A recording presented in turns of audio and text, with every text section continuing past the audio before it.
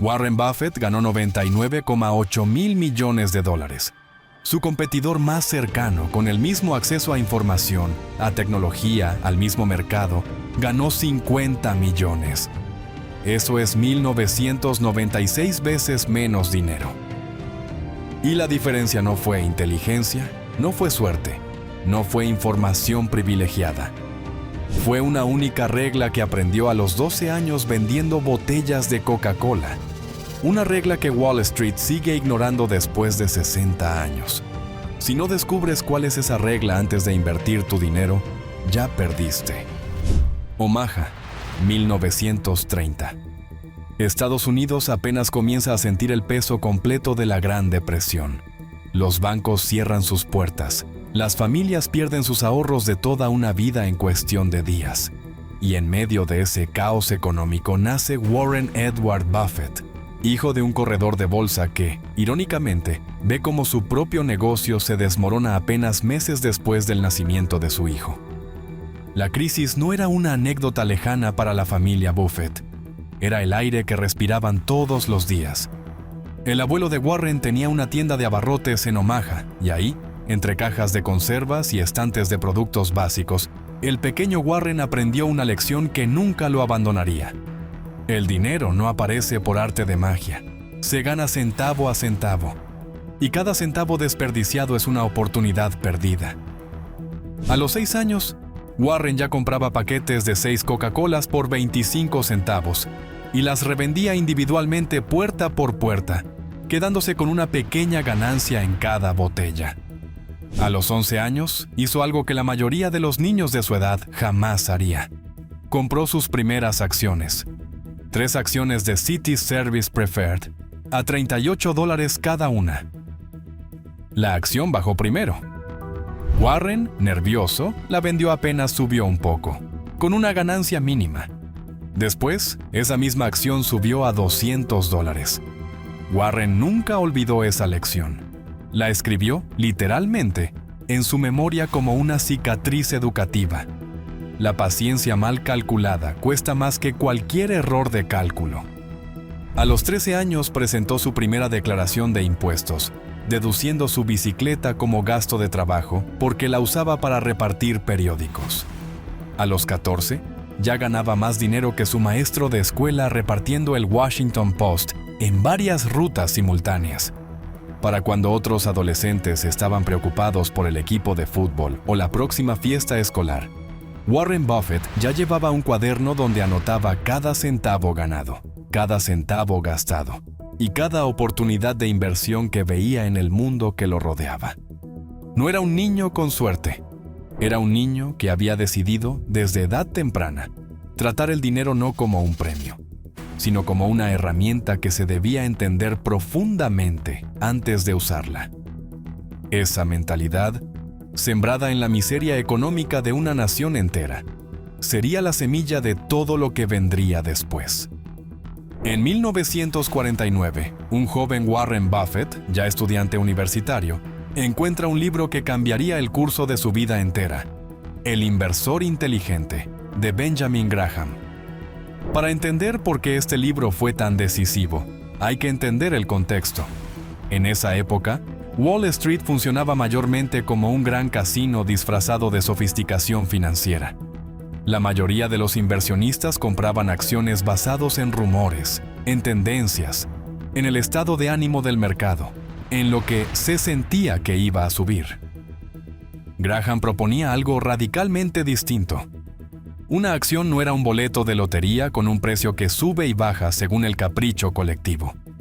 Una acción representaba una parte real de un negocio real, con activos reales, ganancias reales y un valor intrínseco calculable matemáticamente. Graham enseñaba que el mercado, a corto plazo, se comporta como un ser emocional inestable al que llamaba Mr. Market. Un socio de negocios imaginario que cada día llega a tu puerta, ofreciéndote comprar o vender tu parte del negocio a un precio distinto, a veces ridículamente alto por euforia, a veces absurdamente bajo por pánico. La clave, según Graham, no era predecir qué haría Mr. Market mañana. La clave era ignorarlo la mayoría del tiempo, y solo actuar cuando sus ofertas fueran una locura a tu favor. Warren Buffett quedó obsesionado con esta idea, tan obsesionado que decidió aplicar a la Universidad de Columbia con el único propósito de estudiar directamente bajo Benjamin Graham, quien enseñaba ahí. Fue aceptado, y durante ese tiempo se convirtió en el único estudiante en la historia de Graham en obtener una calificación perfecta en su curso. Pero aquí está el primer riesgo real que Warren tomó, el que parecía una locura para cualquiera que lo mirara desde afuera. Al graduarse, Graham le ofreció trabajar en su firma de inversión en Nueva York, sin salario, solo para aprender del maestro. Warren aceptó de inmediato. Pero después de un tiempo, Graham decidió retirarse y cerrar su compañía, dejando a Warren, ya casado y con una hija pequeña, sin trabajo y sin ningún nombre reconocido en la industria financiera de Nueva York. Cualquier persona en su posición habría intentado quedarse en Nueva York, la meca financiera del país, buscando entrar a alguna firma prestigiosa de Wall Street. Warren hizo exactamente lo contrario. Regresó a Omaha. Este es el punto que casi nadie entiende cuando cuenta la historia de Buffett de forma superficial. No fue una decisión sentimental, fue una decisión estratégica que muy pocos habrían tenido el valor de tomar. Warren entendía algo que le tomaría décadas explicar completamente: que la proximidad a Wall Street, lejos de ser una ventaja, era en realidad un riesgo. El ruido constante de opiniones, de pánico colectivo, de euforia contagiosa, de miles de personas gritando compra o vende al mismo tiempo, distorsiona el juicio, nubla la capacidad de pensar con claridad. En 1956, con apenas $105,000 reunidos de familiares y amigos que confiaban en él, Warren fundó su primera sociedad de inversión, Buffett Partnership Ltd. Desde una oficina modesta en Omaha, lejos de cualquier bullicio financiero, sin acceso a la información privilegiada que circulaba en los pasillos de Manhattan. Todos los que lo rodeaban en su ciudad natal sabían una cosa de él: era metódico hasta la obsesión. Leía cientos de reportes anuales de compañías que nadie más se molestaba en revisar. Buscaba negocios aburridos, ignorados, mal valuados. Exactamente el tipo de oportunidades que Wall Street, ocupado persiguiendo la próxima gran tendencia, simplemente no se detenía a mirar. Pero esa apuesta inicial, la de alejarse físicamente del corazón financiero del mundo, terminaría siendo la primera pieza de un rompecabezas mucho más grande. Una ventaja que nadie más estaba dispuesto a construir. Aquí es donde debemos detenernos, porque esta es la pregunta central de toda esta historia. ¿Qué tenía Warren Buffett que el resto de los inversionistas de su generación no? Muchos de ellos igual de inteligentes, igual de bien preparados académicamente. ¿Nunca lograron replicar? La respuesta no es su capacidad matemática. Buffett mismo lo ha repetido durante décadas. No necesitas cálculo avanzado ni álgebra compleja para invertir bien. Necesitas algo mucho más raro y mucho más difícil de enseñar en una universidad. Necesitas temperamento. Buffett desarrolló desde joven 4 pilares mentales que funcionaban como un sistema completo, no como habilidades aisladas. El primero, pensamiento probabilístico, no predictivo. No se preguntaba ¿qué va a pasar? Se preguntaba ¿qué tan probable es que este negocio siga generando valor en 20 años sin importar lo que pase en el camino? Esta distinción parece sutil, pero es abismal. Un predictor apuesta a estar en lo correcto sobre eventos específicos e inciertos. Un pensador probabilístico construye decisiones que funcionan bien incluso cuando se equivoca en los detalles. El segundo pilar, el círculo de competencia.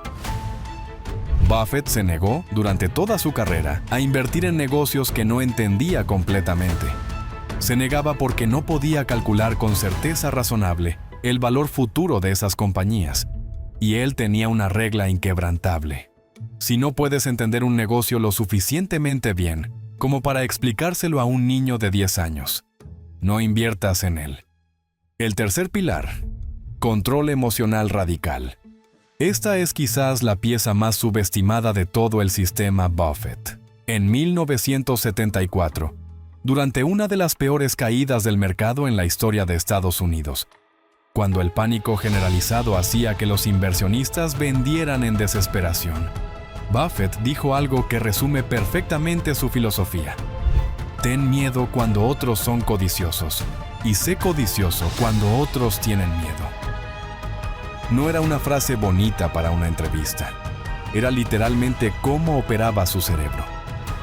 Mientras el resto del mercado tomaba decisiones basadas en el pánico colectivo o la euforia contagiosa, Buffett entrenó su mente durante décadas para hacer exactamente lo opuesto a lo que sentía la masa. Y el cuarto pilar, quizás el más filosófico de todos: el marcador interno sobre el marcador externo. Buffett habla constantemente de la diferencia entre vivir según un marcador interno, donde tú evalúas tu propio éxito según tus propios estándares, versus un marcador externo, donde dejas que la opinión ajena determine si estás ganando o perdiendo en la vida. Buffett, desde joven, decidió que su propio juicio, cultivado durante años de estudio y disciplina, valía más que la opinión de 1000 analistas gritando lo contrario. El sistema premiaba a quien predecía correctamente el próximo trimestre. Buffett apostaba a las próximas 2 o 3 décadas. Y esa diferencia de horizonte temporal, esa capacidad de pensar en años cuando todos los demás pensaban en días, sería la ventaja competitiva más poderosa e imposible de copiar en toda la historia de las finanzas modernas. El mercado de valores estadounidense está en pleno frenesí especulativo. Las llamadas Nifty 50, un grupo de acciones de moda, suben sin parar. Todo el mundo en Wall Street está haciendo dinero. Todo el mundo, excepto quien se atreva a quedarse fuera de la fiesta. Y en ese momento exacto, con su fondo de inversión generando retornos extraordinarios año tras año, Warren Buffett toma una decisión que sorprende a absolutamente todo su entorno. Cierra su sociedad de inversión. Devuelve el dinero a todos sus socios. En el punto más alto de su éxito, cuando cualquier otro gestor de fondos habría duplicado su tamaño y cobrado comisiones más grandes, Buffett declara públicamente que ya no encuentra suficientes oportunidades que cumplan con sus criterios de valor. El mercado, según su cálculo, estaba sobrevalorado de forma peligrosa. Sus colegas pensaron que se había vuelto loco, que estaba dejando la mesa servida justo cuando el banquete apenas comenzaba. Pero apenas unos años después, en 1973, el mercado colapsó de manera brutal. Muchas de esas acciones seguras de las Nifty 50 perdieron más del 80% de su valor. Buffett, mientras tanto, con el dinero fuera del frenesí especulativo, se preparaba pacientemente para comprar activos de calidad a precios de remate. Este fue el momento bisagra silencioso que pocos reconocen en su verdadera magnitud. No fue una gran inversión espectacular la que definió su carrera. Fue la disciplina de retirarse cuando todos los demás avanzaban ciegamente hacia el precipicio. La paciencia, una vez más, resultó ser más rentable que la audacia. Con el dinero de la disolución de su sociedad, Buffett concentró su atención en una pequeña compañía textil en decadencia llamada Berkshire Hathaway. Irónicamente, el negocio textil en sí mismo terminaría siendo, según el propio Buffett años después, uno de sus peores errores de inversión.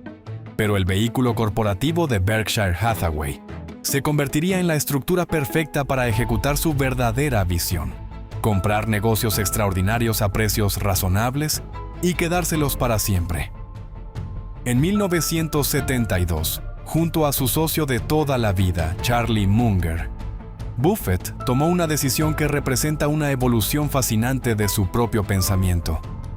Compró See's Candies, una compañía de dulces en California, pagando un precio que, según los estrictos criterios originales de Benjamin Graham, era demasiado alto.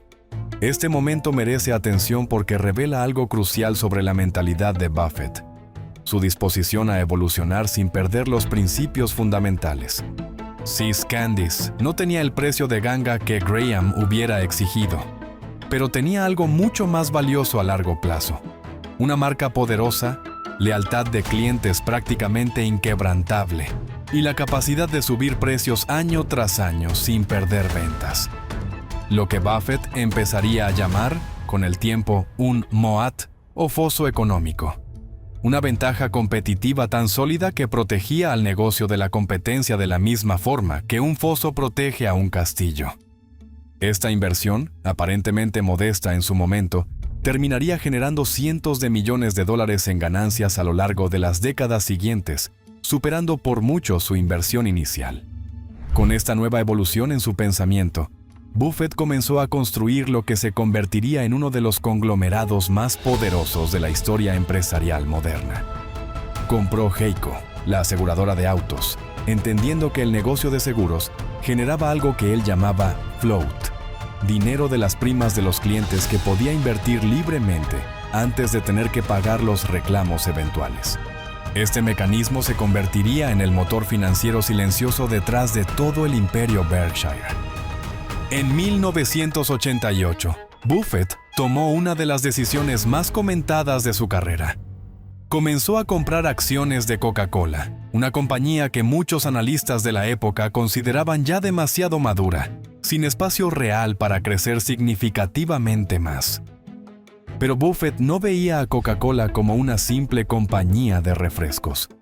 La veía como una marca que existía en la mente de miles de millones de consumidores en prácticamente cada rincón del planeta, con un poder de fijación de precios extraordinario y una lealtad de marca que ningún competidor había logrado replicar en más de un siglo. Berkshire terminaría invirtiendo más de $1,000 millones en Coca-Cola. El valor de esa posición, con el paso de las décadas, crecería a más de $20,000 millones, sin contar los dividendos acumulados año tras año. Pero el verdadero momento que confirmó, ante el mundo entero, la superioridad de su sistema mental llegó en 2008, durante la crisis financiera global más severa desde la Gran Depresión. Mientras bancos históricos colapsaban, mientras Lehman Brothers se declaraba en bancarrota, mientras el pánico se apoderaba de cada sala de juntas en Wall Street y millones de inversionistas vendían presa del terror absoluto, Warren Buffett, de 78 años, hizo exactamente lo que había predicado durante toda su vida. Invirtió miles de millones de dólares en Goldman Sachs y General Electric, en condiciones extremadamente favorables para Berkshire, en el momento exacto en que nadie más se atrevía a poner un centavo en el sistema financiero. No lo hizo porque supiera con certeza que la crisis terminaría pronto. Nadie podía saber eso con certeza en ese momento. Lo hizo porque su sistema mental, construido durante más de 60 años de disciplina, le permitía calcular probabilidades incluso en medio del caos más absoluto, mientras el resto del mercado operaba desde el pánico puro. Escribió en una columna del New York Times, en plena crisis, una frase que resume perfectamente la filosofía de toda su vida. Un clima de miedo es el mejor amigo del inversionista que compra bienes fundamentales. Comprar cuando otros venden con desesperación y vender cuando otros compran con avaricia requiere la máxima entereza, pero paga los mayores dividendos. Esa inversión, hecha en el momento de mayor pánico colectivo en generaciones, terminaría generando miles de millones de dólares en ganancias para Berkshire Hathaway en los años siguientes. Para el año 2024, Berkshire Hathaway se había convertido en una de las compañías más valiosas del planeta, con un valor de mercado superior al $1 billón. Buffett, el niño que vendía Coca-Colas puerta por puerta en Omaha, se había convertido en una de las pocas personas en la historia humana en construir semejante fortuna sin depender de la tecnología, sin heredar un imperio familiar y sin jamás mudarse del lugar donde había nacido. Pero el mismo rasgo que convirtió a Warren Buffett en el inversionista más exitoso de la historia, también tuvo un precio que rara vez se cuenta con honestidad: la disciplina extrema, la capacidad de aislarse completamente del ruido externo, de ignorar la opinión de la mayoría durante años o incluso décadas, requiere un tipo de soledad que pocos están dispuestos a reconocer públicamente.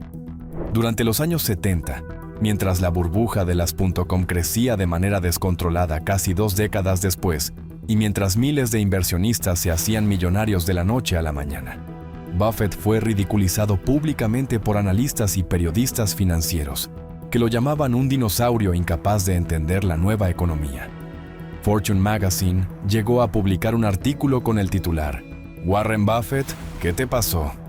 Mantenerse firme en sus principios, mientras el mundo entero parecía probarle que estaba equivocado, exigió una fortaleza psicológica que muy pocas personas podrían sostener durante años consecutivos sin ceder a la presión social.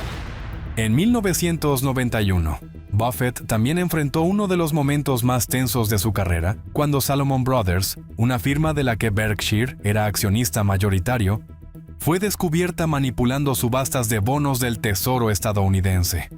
Buffett tuvo que asumir personalmente el cargo de presidente interino de la compañía, para evitar que el gobierno federal revocara su licencia de operación, un escándalo que pudo haber destruido gran parte de su reputación construida durante décadas. Su vida personal tampoco estuvo exenta de este costo silencioso. Su esposa, Susan Buffett, con quien compartió más de 25 años de matrimonio, decidió separarse físicamente de él en 1977, aunque nunca se divorciaron formalmente, en parte porque Buffett había dedicado un nivel de obsesión y tiempo hacia sus estudios financieros que dejaba poco espacio para la vida familiar convencional. Es la misma pregunta que surge en cualquier historia de dedicación extrema. ¿Cuánto se sacrifica en el camino cuando la mente se entrena para ignorar completamente la opinión ajena?